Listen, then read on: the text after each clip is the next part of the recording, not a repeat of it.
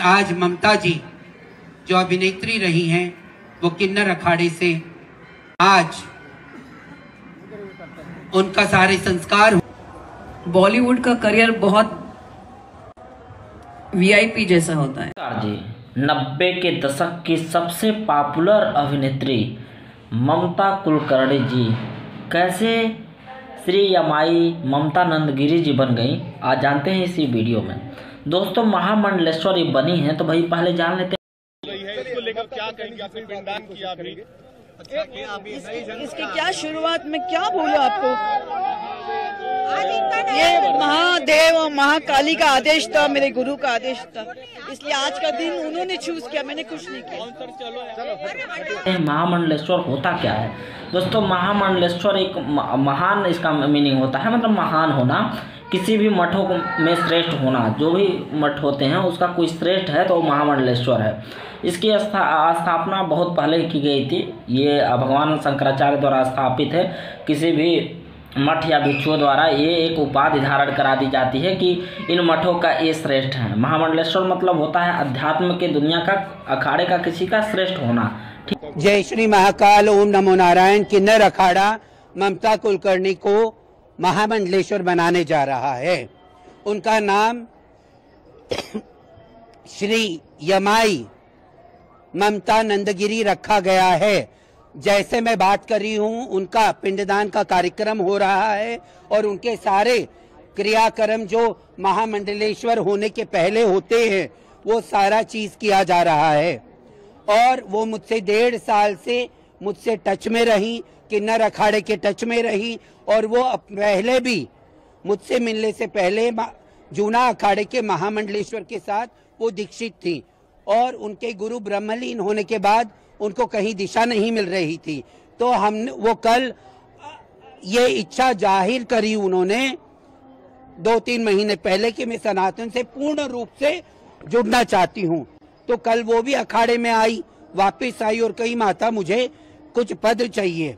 जब पद चाहिए का बोली और बोली मुझे महामंडलेश्वर बनना है और मुझे आपका जो वृंदावन का आश्रम है उसके आगे प्रचार प्रसार के लिए मैं आगे काम करना चाहूंगी, मुझे पद दीजिए, महामंडलेश्वर बनाइए।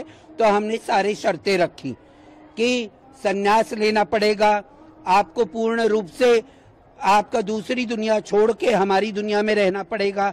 अगर कोई धार्मिक आपको कैरेक्टर मिलता है तो आप कर सकती हो, क्योंकि किसी की कलाकारी में हम रोक नहीं लगाएंगे।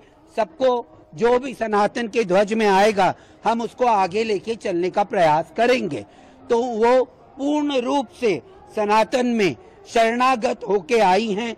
जो बच्चा हमारा सनातनी है वो सनातन धर्म में आया है, हम किन्नर अखाड़ा उसको अपनाएगा। उनके मन में ये भाव कैसे आया? कोई किताब दे दें? अभी बेटा जो भाव उनके मन में आया वो मैं नहीं बता पाऊंगी। शाम को पट्टाभिषेक के बाद मैं सुनिश्चित करूंगी कि वो प्रेस कॉन्फ्रेंस करें, पूरी मीडिया के साथ रूबरू हूँ। और किस किस को महामंडलेश्वर बनाया जा रहा है? आज कृष्णा नंदगिरी,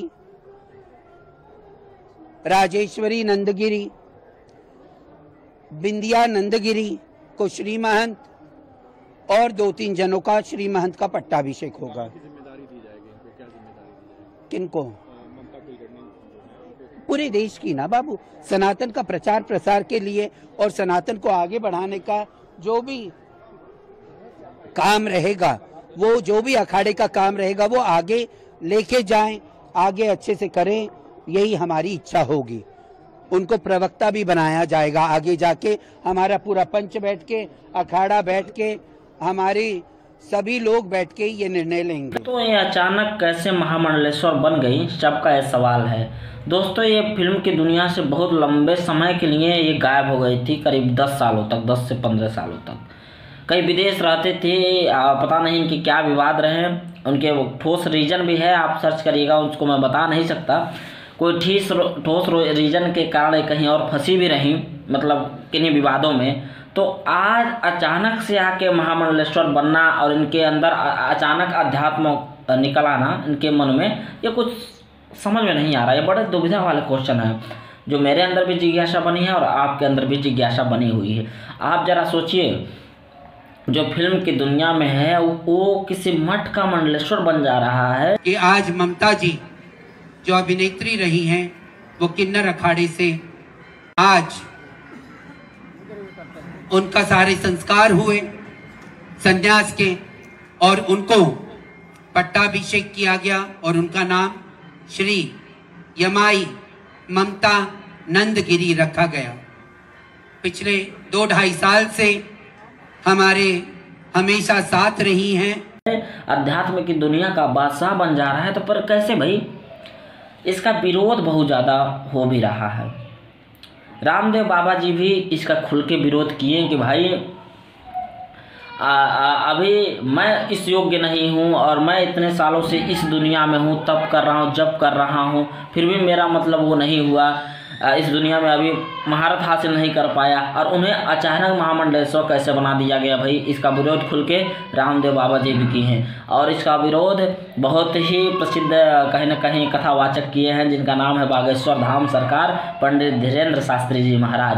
उन्होंने भी खुलकर विरोध किया कि मैं इतने दिनों से कथावाचक के रूप में कार्य कर रहा हूँ, लेकिन मैं भी इस योग्य नहीं हूँ कि महामंडलेश्वर की उपाधि धारण कर लूँ, लेकिन किसी को भी अचानक ऐसे बैठा देना महामंडलेश्वर की उपाधि पर ये ठीक नहीं है।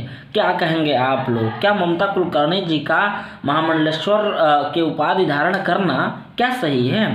मुझे नहीं लगता कि ये चीज़ें सही है कि नहीं है। मैं इस पर कोई टिप्पणी नहीं करना चाहता। इसको लेकर क्या कहेंगे? आपने पिंडदान किया अभी, इसकी क्या शुरुआत में क्या बोलूं आपको?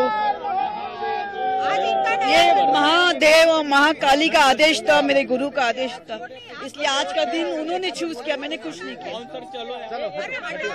ये आपका विषय है, आपकी टॉपिक रहेगी कि क्या यह सही की है ममता कुलकर्णी जी।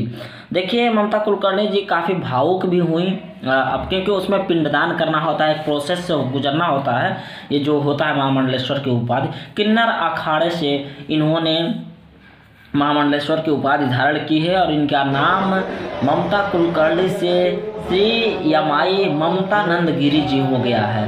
तो अब ये ममता कुलकर्णी के नाम से नहीं जानेंगी। काफ़ी फेमस ये मूवी, काफ़ी फेमस गाने, इनके कैसे भूले जा सकते हैं? ये कैसे आप बोल सकते हैं कि मुझको राणा जी माफ़ करना गलती मारे से हो गई? तो ये कैसे आप बोल सकते हैं इनको? और इनका तमाम वो नसीब वाली मूवी गोविंदा के साथ की गई, इनका तमाम चीज़ें सीन, तो ये चीज़ें भूली नहीं जा सकती। एक यादगार फिल्में और यादगार गाने इन्होंने की है, लेकिन इनका अचानक महामंडलेश्वर की उपाधि धारण करना इस सबको सोचने का विषय, कहीं न कहीं आश्चर्य का विषय हो गया है। तो आप ज़रूर बताइएगा। इन्होंने अखाड़े में कहा कि मैं काफ़ी भक्ति भी कर रही थी पहले, हमारे अंदर अंतर्मन से ये आवाज़ आई कि नहीं हमें कुछ अध्यात्म की दुनिया में कुछ करना चाहिए। महादेव, माँ काली और गणेश जी की तमाम नाम ले रही हैं। बॉलीवुड का करियर बहुत वीआईपी जैसा होता है। सब जगह मैं अगर गाड़ी से उतरती थी तो ड्राइवर मेरा दरवाज़ा खोलता था, बैठने से पहले कुर्सी मेरे नीचे होती थी, धूप जैसे ही आएगी तो छाता रखा जाता था। तो ये सब को मैंने छोड़ के और मैंने कड़क तपस्या की अकेले। मैंने गुरु और मेरे इष्ट देव है आदि शक्ति और महाकाल गणेश, उनका मैंने भक्ति भी की, उनका मैंने ध्यान भी किया। तमाम क्लिप भी देख रहे हैं आप, तमाम वीडियो भी देख रहे हैं, जिससे साफ जाहिर होता है कि क्या ये प्लान हो सकता है? ये आपसे मैं पूछ रहा हूँ, क्या किन्हीं चीज़ों को छुपाने के षड्यंत्र हो सकता है?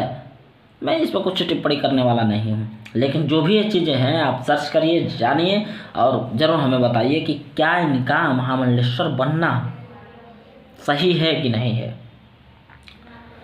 पता नहीं, धर्म का मुझे उतना ज्ञान नहीं है, लेकिन इतना जानता हूँ कि धर्म का कोई भी बड़ा उपाधि धारण करने के लिए तमाम चीज़ें होनी चाहिए।